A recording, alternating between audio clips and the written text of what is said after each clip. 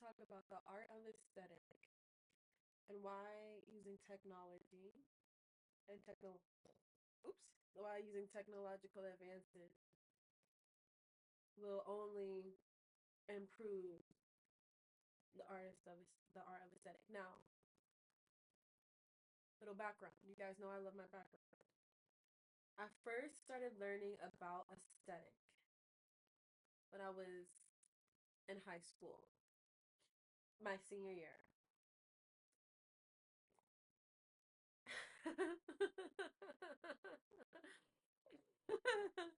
My senior year, I started to learn about what aesthetic was because I noticed that you could have good days and bad days, and at the end of the whole school year, you kind of everyone was kind of like what the kids say today, mid. It was all mid, right?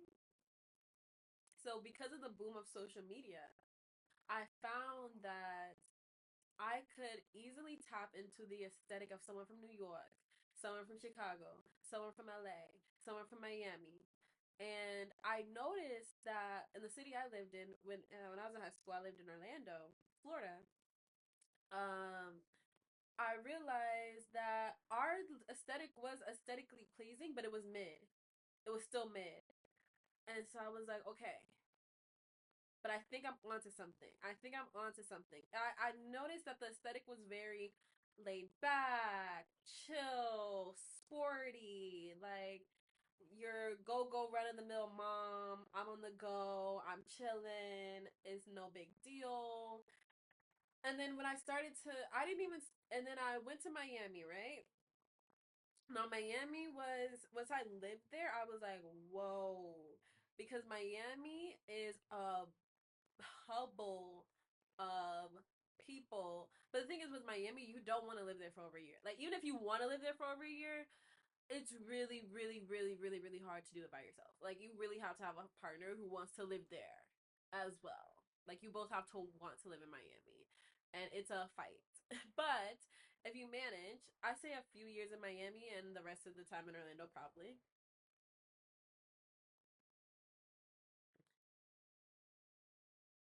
I would say in Miami is when I learned aesthetic. Like cause the city is surrounded by international culture, international just ways of life, and just different a means to a different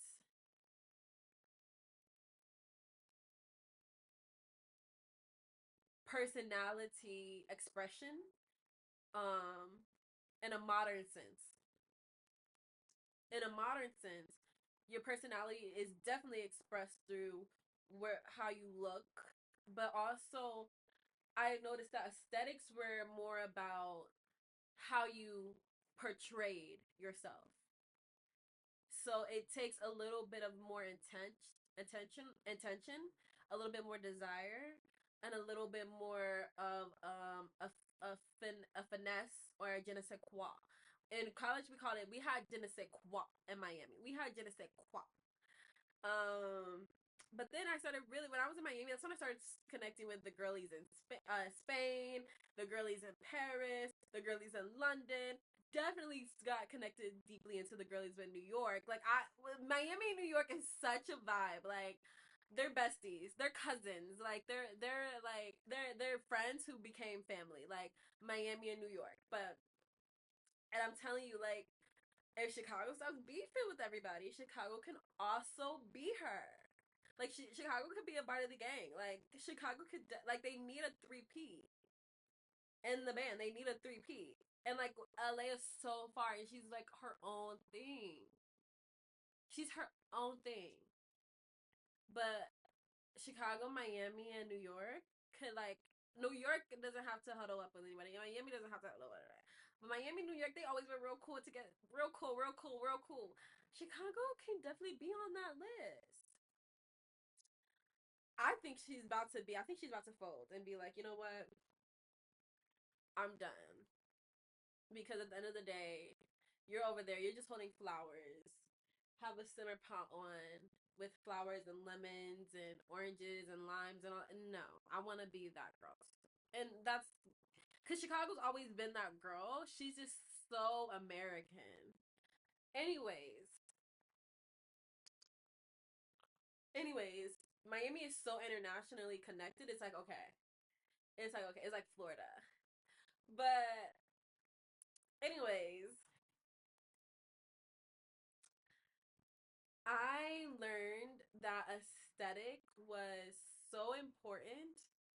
And aesthetic is in everything. It's in the way you speak. It's in the way you label yourself. It's in the way you think. It's in the what appeals to you. It's almost such a science to it. I can see why people are so deeply into astrology because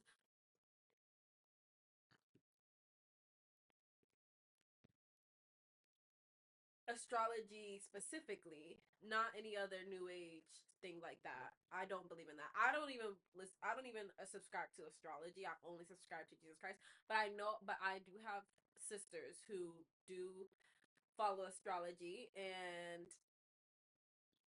when they do it, I understand like their method to their madness. I understand the method to their madness because it helps you understand your personal aesthetic in a general form.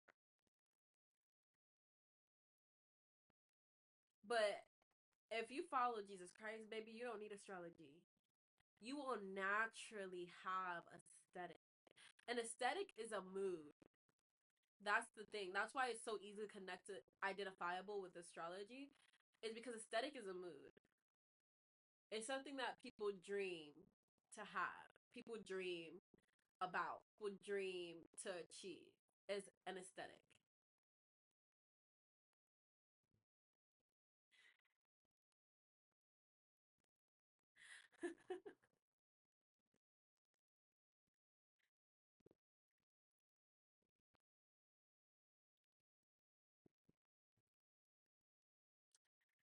People dream about it. I have like a very luxurious antique aesthetic right now. Very clean. It's giving very much like, I mean, it's giving very much independent. It's giving very much strong, beautiful. Like, it's giving like mix, a mixing of the times. But I think it's showing that we're in a very gilded age. Look, I'm wearing my American denim shorts, a long sleeve black shirts. Like I look good, right? It shows that we're in such a gilded age that it's all about being frugal, but also about spending and not penny pinching when you don't have to.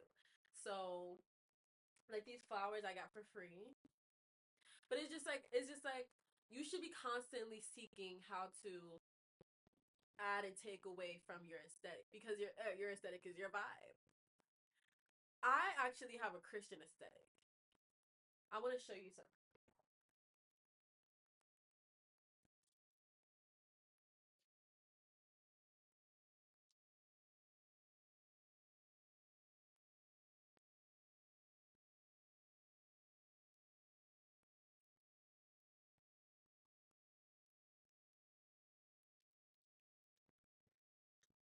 Thank you to my church and to Canva for being a part of this video. Here's Canva. And this is a shout out to my church. Okay, so first let's start off with the church, right? I was gonna start off with Canva, but we're gonna start off with church.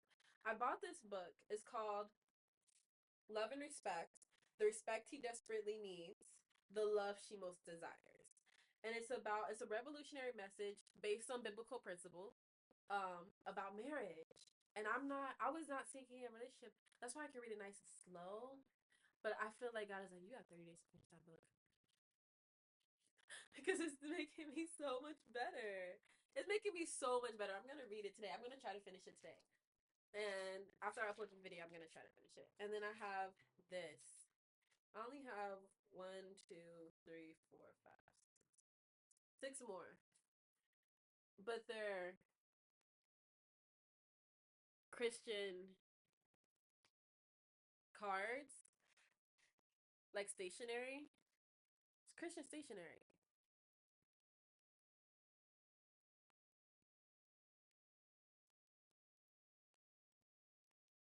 You see it? It's so beautiful. I keep it in the bag.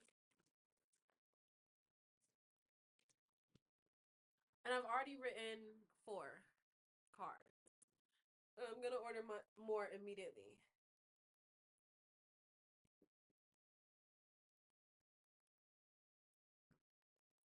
I'm gonna order more immediately. But it's just like there's no other better aesthetic than the Christian aesthetic in my opinion. But that's just my opinion, and I take that with a grain of salt. But my second probably aesthetic vibe would be law and academia. Now, let me tell you,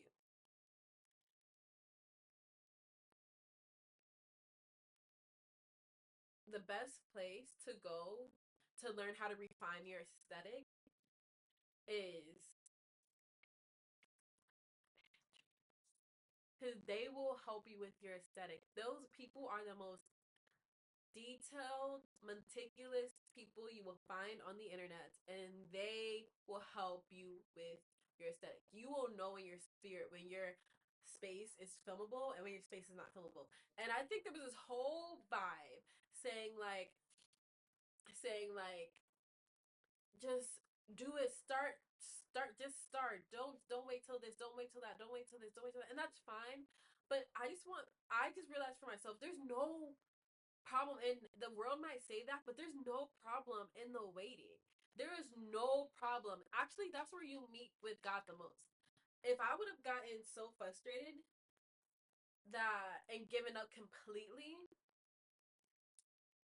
um with filming myself, my surroundings, I wouldn't have kept trying to understand how to properly set a room so that it looks pleasing to a video. And the thing is, you should want to live like that in reality as much as you can, not fake it for a video. And then when you look behind closed doors, it's like, ugh. Like I'm very happy, and I think you can see that difference in the way I'm posting. I think you can see that difference all the time.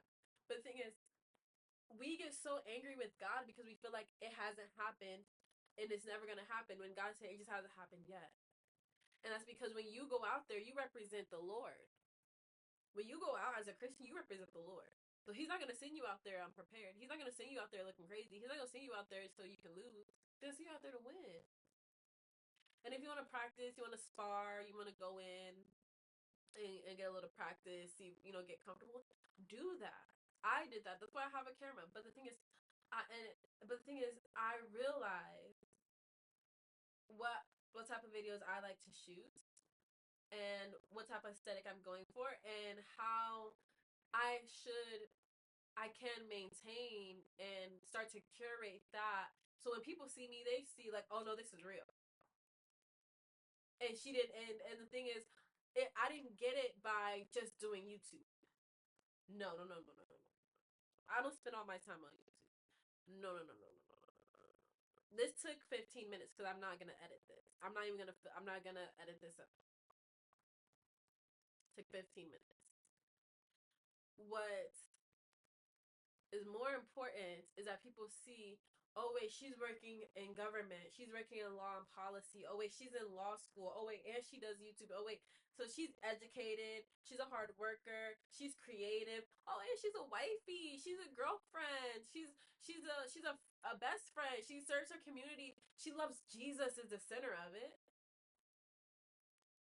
So do you see why it's so important to that Jesus show up in all areas of your life, in your love, in your aesthetic, in your bibliography, in all areas of your life, he should show up. Thank you.